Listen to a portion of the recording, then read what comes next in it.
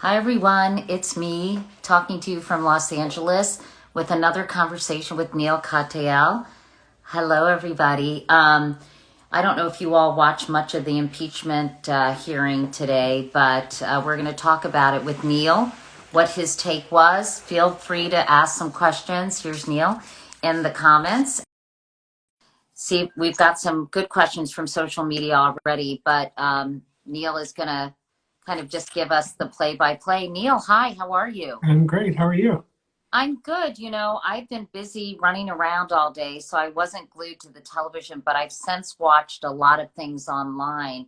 And I have to say, watching that video was so chilling and so frightening.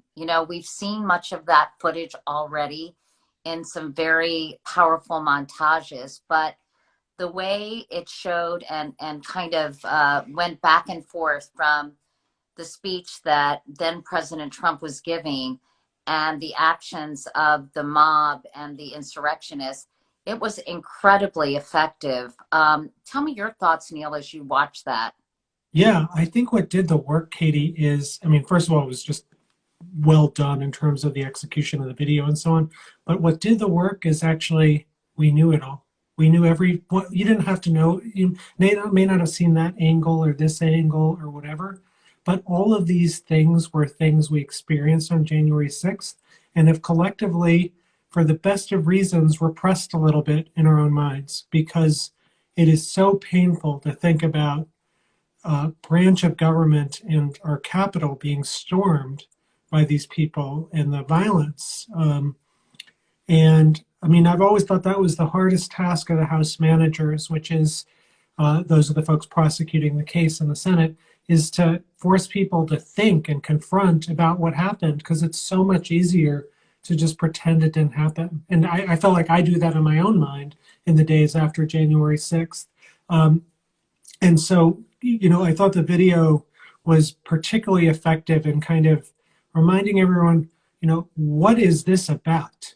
This is about like the heart and soul of what the country is. Like, this is not, about like an impeachment over sex or even an impeachment over trying to cheat an election.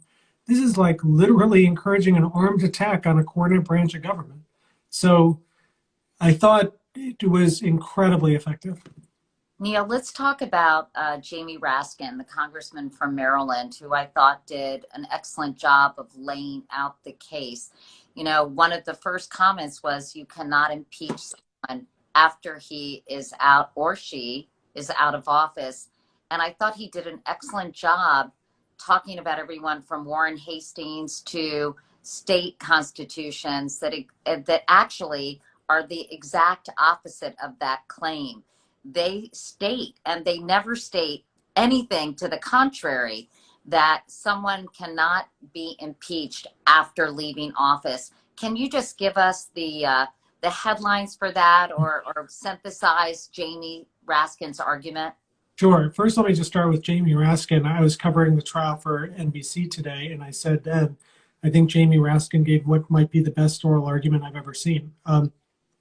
And it wasn't just the logic of a legal argument, which I'll break down in a second. It was also the emotional appeal. To be able to pull both of those off and in such an elegant and moving way, I thought was just phenomenal. He rose to the moment. And you never know when you've got an advocate going and doing something, which obviously by definition has never happened before for him. He's not been on the world stage the way he was today. And he just rose to the moment and captured the gravity of it. We should mention that he had a personal tragedy. His son, who I believe was only 25, 25. Yeah. took his life, I think, not too long ago. So it was very moving when he talked about that. Some people want me to turn off the comments. I'm always torn about this because I appreciate hearing what people have to say. But I think we have enough people asking us to turn them off. Adriana, I just want to make sure. So Neil, while I'm doing that, and we've got some great questions from social media, and if you all want to ask the questions in the questions area, whatever you call that, I'll I'll look at those and see if we can get to some of them. But okay, so Jamie Raskin, I think everyone agrees, did an incredible job. But without getting too much in the weeds, Neil, as a constitutional law expert, it seems that there is absolutely no basis in the assessment that you cannot impeach someone once they have left office, correct? Well, I wouldn't just say there's no basis. I would say that the vast weight of scholarly evidence is on the idea that you can impeach a former official. But I thought one of the things that Jamie Raskin did so effectively today is he said, you know what? This doesn't really matter, this whole debate, because Trump, when he was impeached, was the president. He wasn't a former president. He was the president. And these actions are actions he took while president. So it's not like you're going back in the past and saying, you know, Trump in the 1970s was a race discriminator or whatever else and trying to impeach him for that. Nope. It's what he did while president. And, you know, this argument was put forth the best, I thought, last week by McConnell, but not Mitch McConnell, but Judge Michael McConnell, former judge of the 10th Circuit, pretty much regarded as one of the very top conservative jurists in the country. And he said, basically, yeah, the debate is beside the point because Trump was a sitting official, not a former, at the time. So that was the argument that Jamie Raskin and the other House managers made in the brief last week, and the argument that they made today. And Trump's lawyers have had chance after chance to answer it, both in the briefs and today. What did we hear from them? Crickets, zero. They didn't even bother to answer it. Well, the Bruce Castor's opening statements, I guess you call them opening statements, were so rambling and disconnected and almost nonsensical. He said he switched his whole presentation after he watched the Democrats. What did you make of that, Neil? I mean, it was, you know, even if you say the vast majority of scholarly evidence would indicate something, you would think he would be prepared with something, but what was that? I have no idea. I mean, really, I don't. I mean, it was atrocious beyond words. And, you know, I don't think the president has good arguments on, you know, really at the end of the day. I think he has political arguments, like if you do this to me, I'm going to come after you. But I don't think he has legal arguments. I think that was reflected today. There was a real gap in presentation and logic and reasoning and skill and execution in every way, shape, and form, top to bottom. It was an abysmal disaster. And, you know, I marvel at the bravado of someone to have that kind of confidence to go in and give that presentation. I mean, it was really embarrassing, wasn't it? And I mean, I have nightmares doing things like that, right? Like not being prepared, not kind of keeping it together. It was almost bizarre. Yeah, no, I mean, I think, look, there's a certain segment of the population that thinks they can do anything. And, you know, maybe they have in the past, but we're in a new world. Well, the cake was sort of baked even before today. I think that there were only 6 Republican senators who voted to move forward with the trial. One senator changed his mind. That was the senator from Louisiana, I believe. And I'm just curious if you have any thoughts on the party lines. Actually, here it's Bill Cassidy, sorry, from Louisiana, who switched his vote. The other Republicans were Susan Collins, Mitt Romney, Lisa Murkowski, Ben Sass, and Patrick Toomey. All we knew were probably going to vote that way. Were you surprised that even after this presentation, no other minds were changed? Yes and no. Like, I'm an optimist, and I'm an optimist about my city, Washington, because I think people come here regardless of their politics to try and make a difference and make the world better. I think that at least that's why people come, and you see all these interns and so on.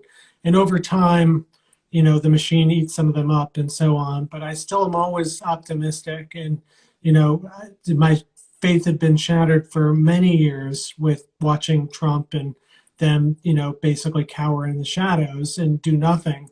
But I did think on January 6th that there was like a moment of reckoning. Like, people looking into the mirror, into their souls and saying, what have I become? What has the Republican Party become? Which used to be the proud party of Reagan and has now become this weird cult-like thing, which, stands for torching the Constitution and peaceful transitions of power.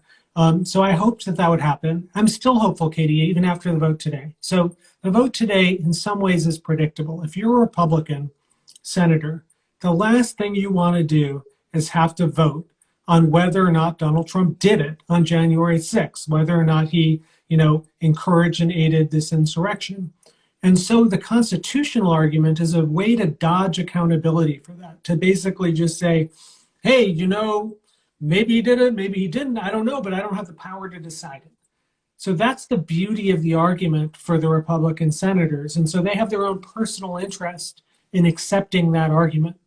And that argument was what specifically? That the Senate did not have the power to hold a trial against a president who was no longer in office? Exactly. So that's a dry, technical, legal argument. And you can get away with taking whatever view you want on that, with the American public. I think the harder part now comes for the Republican senators, because now they've lost that argument. They got voted down. Now they face a vote on, did Trump do it? That's something every American, you don't need to know a thing about the Constitution to have a view on. And particularly after the videos and everything else that's going to be presented over the next several days, views will start to form. And those views may not be the views that people hold right now. So you're optimistic, or you believe that, in fact, when it comes to voting on conviction, that we may see more Republicans? I am, yes. So, I think trials have a way of changing people's minds. And here, particularly given the gravity of the evidence and what I see as a thorough inability on the part of Trump's lawyers to actually rebut any of it, I think that minds can be changed, yes. Legal scholar Brian Faull charged that the Trump team I thought this was interesting, misrepresented his work in their brief regarding the proposition that the Senate doesn't have the authority to try a former president. Tell us about Brian Faull and how his work, in your view, if it certainly was in his view, misrepresented.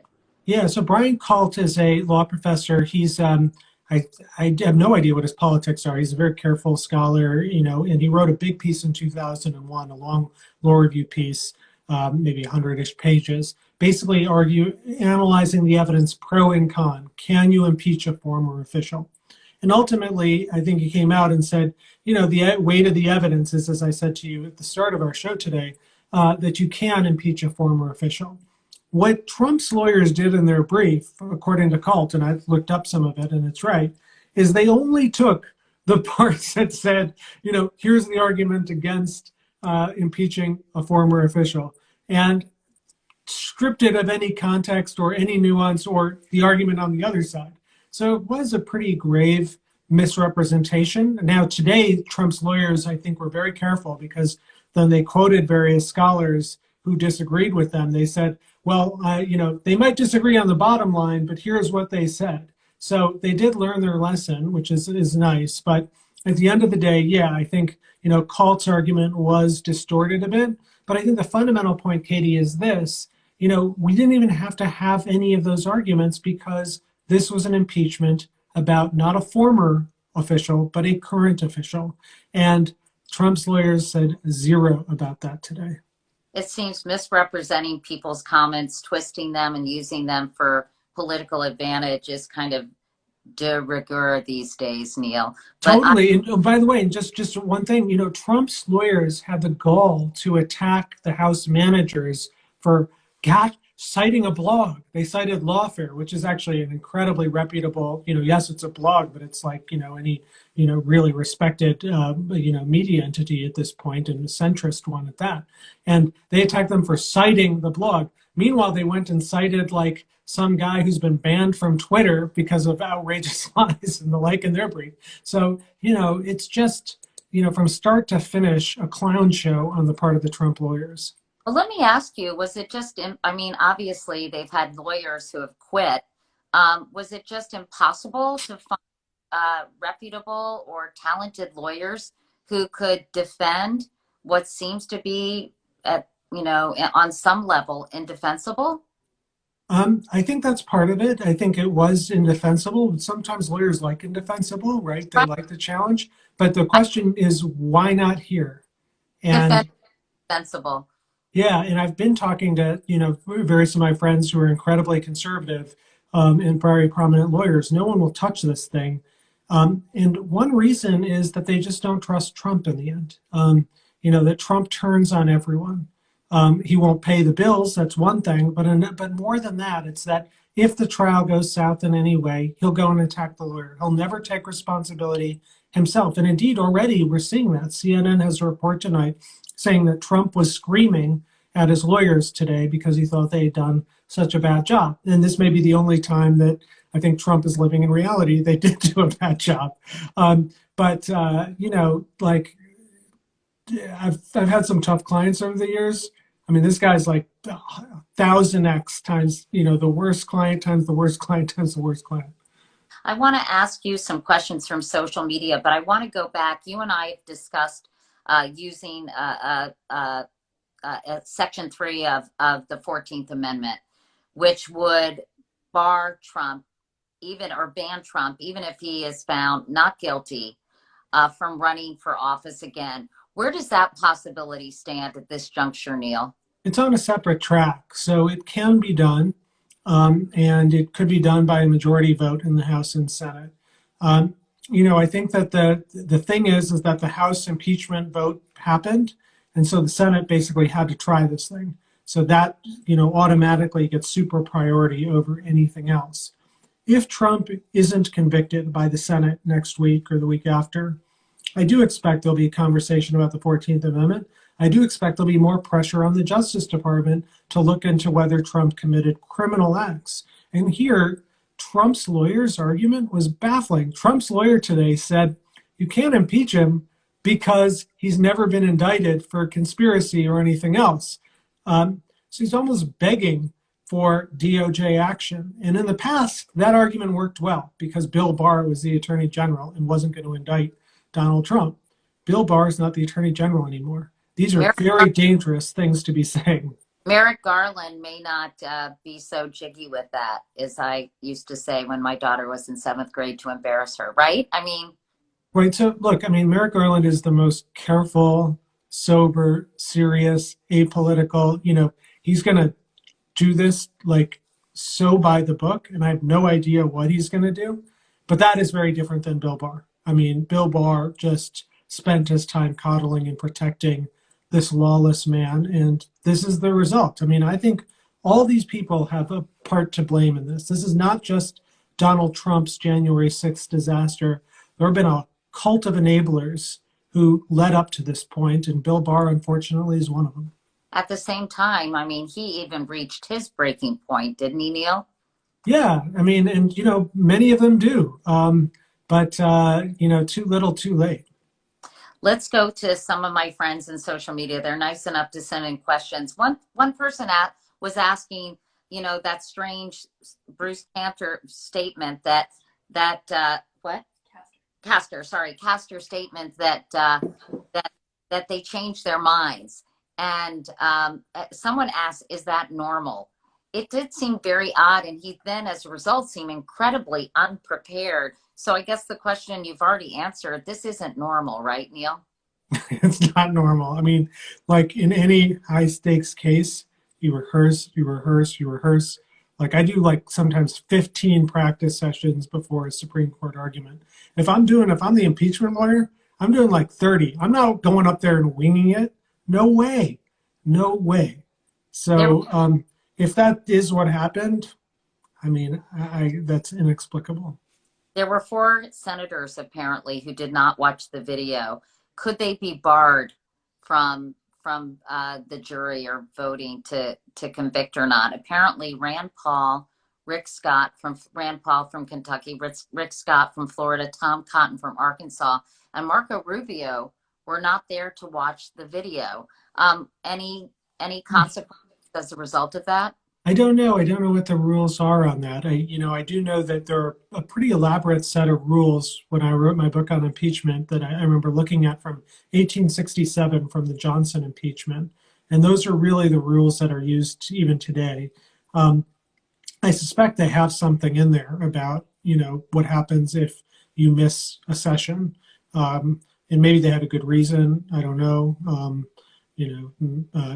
I won't speculate. But so I don't know what the penalty is. Sorry. That's okay. Okay, let me see if I understand this. Here's a question. The first defense guy thinks they have a technicality. That means the whole case has to be rejected because of some detail regarding the structure of the impeachment manager's case, different from prior impeachments, making it all or nothing. What was he talking about, and is it valid? I hope you understood that question because I didn't. Well, nobody understood what the first Trump lawyer was saying, so I don't think it's the questioner's fault as much. Yeah, But not being critical. Thank you for the question. I'm yeah, myself. Go ahead. right. So I think what that's getting at is Trump's lawyer might have said, again, where, it's kind of reading leaves that are very hard to read here, but I think he might have been saying that we've never impeached a former president. We've only impeached current ones, and that's true. We've had three impeachments of presidents in the past. One of Johnson, one of Clinton, one of Donald Trump, now again Donald Trump. And again, even if you think that a former president can't be impeached, the problem for this argument was that Donald Trump was not a former when he was impeached. Someone asked, do you think the House managers will subpoena former Vice President Mike Pence? I think that's a really interesting question. I think all the media reporting is that they don't want to because they just want this trial to be over and they don't think any additional facts are going to change any minds. I'd like to see it. I think, at some point, this is not just about changing minds. This is about the eyes of history and, building a record so that people 200, 300 years from now, we're going to read about this. I mean, we are living through an incredible moment. And it's hard sometimes when you're in the moment to see it, but we are. And I think it'd be a problem to not try and get the testimony of the vice president, and indeed, former Vice President Pence, and indeed Donald Trump. I think we should hear from them. Let them say what they're going to say. And that may create a court fight and this and that, but I'd like to see it. Can the president be compelled to testify? Well, he can assert his Fifth Amendment rights against criminal prosecution, but they could give him immunity. And so, I think that there's a way to basically force him to testify. Well, but do you think, I mean, Neil, you're a smart guy. Do you think he'd be able to wiggle out of that? I can't Well, imagine he's going to come and testify. I mean, Trump has done everything possible to avoid ever saying anything under oath. And I think that's because the one thing he realizes about himself is that he's a serial liar, and I think he's got some self-awareness. And put that guy in front of any proceeding, an FBI agent, a court, the Senate, he's going to lie. And so he will do everything possible. But, Katie, look, I think at least legally speaking, there is a way for the Senate, if they really wanted to go and get it. Now, would it maybe shut down Senate business, poison the well, jeopardize COVID relief, and 50 other really important things? Maybe. I don't understand all the political dimensions of it, but, I'm just the lawyer here. Obviously there's other values at stake here besides simply getting at the truth through the eyes of history. But it does really concern me. And maybe Trump, that will never appeal to, trying to get the truth out. But maybe for Pence, somewhere in his mind, he's got to think, this is a guy who literally was leaving me to die. Like, he didn't lift a finger when the Capitol was being attacked and people were calling for my head. Zilch. If he's got any hope of truth in him, of trying to save his party and the Republican Party and indeed the country from division, I think he should come forth and testify. How long is this trial going to last, someone says? And Can you explain what happens in either scenario? What happens if Trump is convicted and what happens if he isn't? Yeah, so the trial is moving really fast. Again, that's because I think the Democrats want to get to Senate confirmations of the Attorney General, Merrick Garland, other things. I think it's so essential and important, but it is a distraction from moving ahead and getting some things done for the Biden administration, isn't it? Yeah, yeah, 100%. And so what they've said, for example, is they're actually going to even work on Valentine's Day this Sunday. They've passed a vote to say that they're going to have the impeachment trial go Sunday and the like to try and get this thing concluded really in a week, maybe a little more than a week. And then if Trump is convicted, he will be barred from future office holding for the rest of his life, which again is probably only symbolic at this point. I mean, this guy is toxic goods, except among, his fan base, but that's not enough to ever win anything anymore. So, but it is an important symbol. If he's not convicted, then in the impeachment proceeding, then there's those other two things we talked about before, the 14th Amendment possibility or the possibility of him facing criminal prosecution. And notably, that's not just federal prosecution. Yesterday, the New York Times reported that Georgia has opened a criminal investigation into his pressuring of votes there. But that's obviously just going through the criminal justice system. The role of the House and Senate, the role of Congress will be done. Yeah, no, and look, if Donald Trump paid his bills, this would be like the greatest thing for the legal industry since sliced bread. I mean, he's just a walking set of cases after case after case. Yes, he's facing criminal investigations in Georgia, in New York, perhaps other places too. I've seen. Oh, well, this was a good question. Does the defense's First Amendment argument have any merit? That certainly has been the whole sort of raison d'etre of conservative media in recent weeks, and they pivoted quite quickly to Twitter banning the president from being on its platform and from the insurrection on January 6th. So what do you make of the First Amendment argument? Okay, so first, just on the before impeachment, because a lot of people say this, did Twitter violate the First Amendment by banning Trump? The First Amendment only applies to the government, doesn't apply to private actors. Katie, you can have me on, you can ban me from your Instagram. Even if you're running the New York Times, you can shut me up or not. There's no First Amendment problem because it's private action. So there's never been, nobody thinks that that's a First Amendment problem, except a couple of Trump lawyers or something, but no serious person. And then the question of the First Amendment in the impeachment proceedings, what Trump is saying, or Trump's lawyers say, well, Donald Trump is just a passionate public speaker, and he's being punished for his speech. And the question's really great from your social media person, and I think that person and anyone else interested should read a piece that came out yesterday in the Atlantic by Peter Keisler. Peter Keisler was the founder of the Federalist Society, the conservative legal organization that has produced so many Trump nominees and the like. He was the acting Attorney General of the United States for President Bush.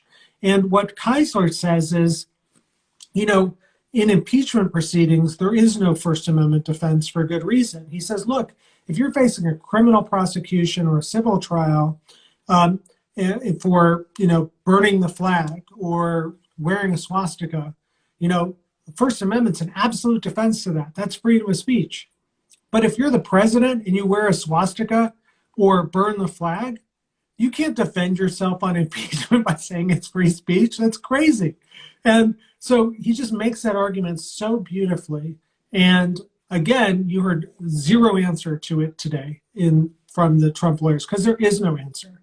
I'm going to put that article in our newsletter, Wake Up Call, tomorrow. And anyone, if you guys don't want to look that piece up, you can just go to katycouric.com and sign up for Wake Up Call, and it will be in your inbox in the morning, and you can read it along with some other interesting things that we put in there every day.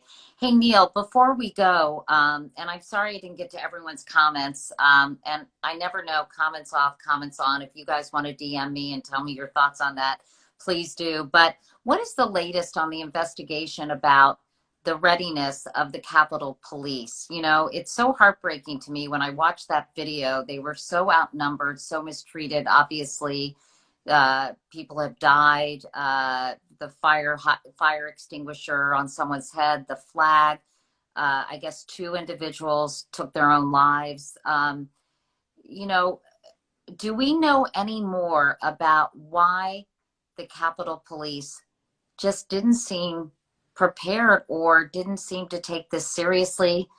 I'm just still so befuddled by that. I think it's such an important question, and I've tried to read the newspapers and other things on that, and so far not seen anything. I know that people are talking about the need for a commission, and I agree. There needs to be some sort of 9/11-ish commission here to get to the bottom of it, and it should be staffed by people who aren't trying to cast blame or anything. Just, don't politicize it. Just figure out what the heck happened, because, when you watch that video today, it's impossible to not have your heart go out to those cops. I mean, they were left with, as you were saying, virtually nothing. And yeah, it's flabbergasting. And so I really do hope that we get to the bottom of it and people figure out what to do so that this will never happen again. It was really sickening to witness that. And the language, and I was in Charlottesville for the so-called Unite the Right rally, and this was sort of like that on steroids. And it was really, I'm sure everybody who was there to witness it, it must have been incredibly terrifying. And, anyway. But anything else in closing, Neil, before we say goodbye? John, do you want to say hi to Neil? Hi, Neil. John, say hi. Just put your hand there and say hi to everyone else. Hi, Neil. Hey, I think you had a birthday, didn't you? Hey, I mean, it's insane. Yes, it is. But you know what I have to say is, like, watching it today, like, I realized how peaceful the last 2 weeks have been. Like, it's not been cray-cray every day and every night with Trump. And it's returned to some normalcy. And so it's been very pleasant. Before I go, can I ask Neil one question? Sure. You probably covered it. Sorry, I wasn't listening. I wasn't paying attention. But is there anybody in the Senate on the Republican side that you really admire as this trial begins, who you're looking at as sort of a beacon of hope? A profile in courage. A profile in courage. Or do they just all want their free parking at national? No. Well, you have 6 senators who. Right. It's slim pickings, but I will say, Romney, even in the first impeachment, I mean, that statement about his vote was as elegant a statement about the Constitution, about the rule of law as I've seen. So I am watching him, and I'd like to hope that other Republicans watch him, because he's got to be the future of the party. I mean, maybe not himself, but his values, because the other side is a recipe for disaster. It's a recipe for losing everything. I mean, I know that you hope that Mitt Romney, Lisa Murkowski, Susan Collins, whoever is standing up will be the future of the Republican Party, but it doesn't seem like it at this juncture that they are. Well, I mean, one consequence of having a shrinking base, which they have, is that it gets more extreme, just almost by definition, because you have to appeal to that side of things. The problem for them is that is a losing side for national elections. And so they either have to right the ship or some new party will be created. I don't see any other alternative. They'll just become a loud fringe party, the way that some are in Europe. But it's not a way that they can win. Votes beyond those 6? He thinks there are. You think there are? Yeah, I'm hopeful. Who they are, I don't know. But, sometimes profiles encourage to emerge, in tough moments. And I think this is a tough moment. I think, if you're, when I was in the government, I'd always, like, during a hard decision, I literally would look at myself in the mirror and be like, who am I? What is this about? What's the right thing to do?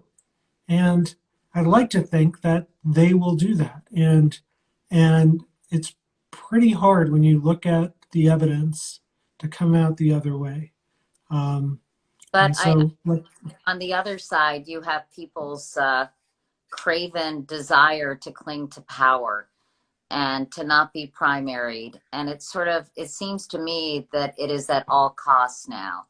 And, you know, this isn't really a debate about policy issues or a debate about, you know, feeling that less regulation is more, lower taxes are better. I mean, these are not ideological differences. These are really moral differences, I think. And, you know, I'm not sure what the consequences will be for people speaking out. Certainly people like Jeff Flake found out. And even Cindy McCain and Ben Sass, who was also censured in Nebraska. You know, the Republican Party has been co-opted by Trumpism, whether we like it or not. Now, whether or not that will change, I think, remains to be seen. I agree with all that. I think this is a battle, and a battle for our soul as a nation. I 100% agree with that. I just think that the American public is not behind these crazy antics that, you know, the Josh Hawleys of the world are. Maybe it gets them some votes, but I don't think that that's enough to be a long-term winning strategy. So this is a strategy that is doomed to fail. When it fails is the interesting question. I'd like to see that start next week. It may not, but you know, I think it's going to die. All right. On that note. Bye, Neil. Thank you. Neil. Thanks so much. You know, people appreciate your perspective. I get so many positive comments. They think you have a very calming presence, Neil. Must be your voice. Are you still in Aspen? I'm in DC. Yeah. All right. Well, listen, okay. Thank you for doing this. Everyone, thanks for joining us. Thank you for your smart questions, and we'll see you soon. Bye, Neil.